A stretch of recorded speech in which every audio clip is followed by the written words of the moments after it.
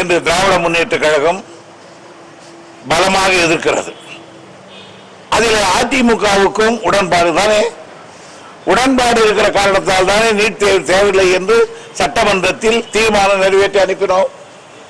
NEET தேர்வு தேவையில்லை என்றுதானே இப்பொழுது பிரதம மந்திரி போய் ஒரு 4-5 மந்திரிகளும் மற்றவர்களும் பார்த்தார்கள். ஆகியனால அந்த நீட் தேர்வு தேவையில்லை என்பது மத்திய அரசாங்கத்தை வலியுறுத்துவதற்காக ஒரு போராட்டத்தை அல்லது மனிதசங்கிலி போராட்டத்தை, அமைதி போராட்டத்தை நாங்கள் நடத்துகிறோம். அதை எடப்பாடி அரசு வரவேற்றிருக்க வேண்டும். ஒரு ஆளுங்கட்சியாக இருந்து அவர் களத்தில் இருக்க முடியாது. அதிமுகவுக்கு எங்களுக்கு அது உடன்பாடுகான கொள்கை இது. ஆனால் அவர் எங்களை பலப்படுத்த வேண்டுமே தவிர அந்த போராட்டத்தை நசுக்க வேண்டும் என்று நேற்று ஏழையில் இருந்து போலீஸ்காரர்களை விட்டு மாவட்ட கழக செயலாளர்களை பார்த்து உங்களுக்கு அனுமதி கிடையாது என்று மிரட்டி கொண்டிருக்கிறார் என்றால் என்ன பொருள்? இன்றைக்கு தளபதி அவர்கள் போராட்டத்தை கலந்து கொள்ள முடியாமல் கைது செய்திருக்கிறார்கள் என்றால் என்ன பொருள்? ஆக நீட் தேர்வை எதிர்ப்பது உண்மையாக எடப்பாடி அரசு அல்ல. அவர் இன்றைக்கு எதிர்ப்பது காரணம் இது மத்திய சர்க்காருக்கு எதிர்ப்பாயிற்று.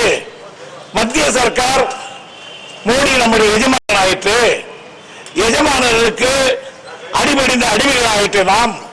ஆகியவாறு நாம் எஜமானுடைய போரை காப்பாற்ற வேண்டியது நம்முடைய கடமை என்று ஒரு அடிமைத்தனத்தின் விளைவாக இன்றைக்கு தளபதி அவர்கள் கைது செய்யப்பட்டிருக்கிறார்கள்.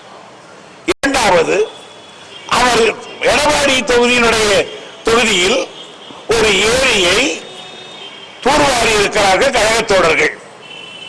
அந்த ஏரியை அழகுபடுத்தி இருக்கிறார்கள். அவர்களை பாராட்டவும் தளபதி அவர்கள் அங்கே போயிருக்கிறார்கள். ஆனால் அந்த ஏரியை பார்க்க கூடாது, வரக்கூடாது என்று சொல்வதில் மர்மம் என்ன?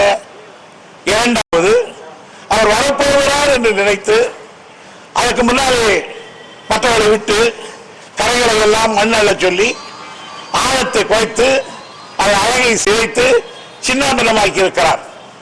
அதுக்கு என்ன காரணம்?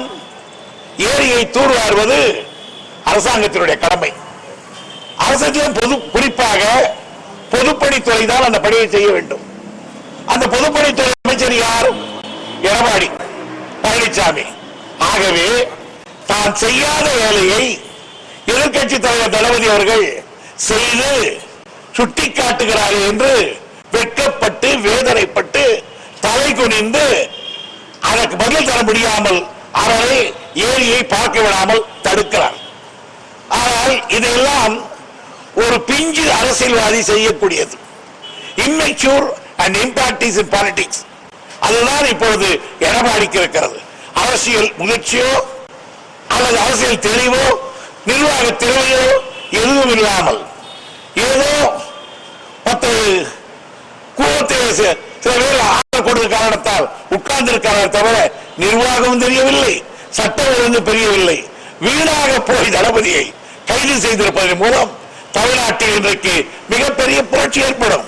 தளபதி அவர்கள் தான் கைது செய்யப்பட்டாலும் சரி, ஆனால் எந்த ஊரில் தோழர்கள் அவர்கள் கைதாவதற்கு முன்னர் கைதாவதற்கு முற்படாமல் மாலையை திட்டமிட்டபடி அந்த மனித சங்கிலியை நடத்த வேண்டும் என்று அங்கிருந்து அவர் தெரிவித்திருக்கிறார்கள்.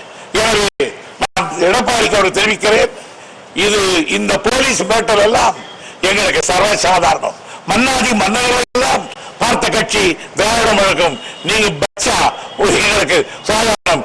எந்த தடை விதித்தாலும் எத்தனை போலீஸை விட்டாலும் நாங்கள் எங்களை அடக்கினாலும் நாங்கள் அடங்க மாட்டோம். எங்களை அடக்குமுறை பார்த்தால் அடங்க மாட்டோம். எங்களோடு மோதியால் நாங்கள் மூடி பார்ப்போம். ஆகவே வீணாக அமைதியாக இருக்கிற தமிழ்நாட்டில் ஒரு அமெரிக்காவாக மாற்ற முற்படுகிறார் முதலமைச்சர் எடப்பாடி. நான் பகிரங்கமாக குற்றம் சாட்டுகிறேன்.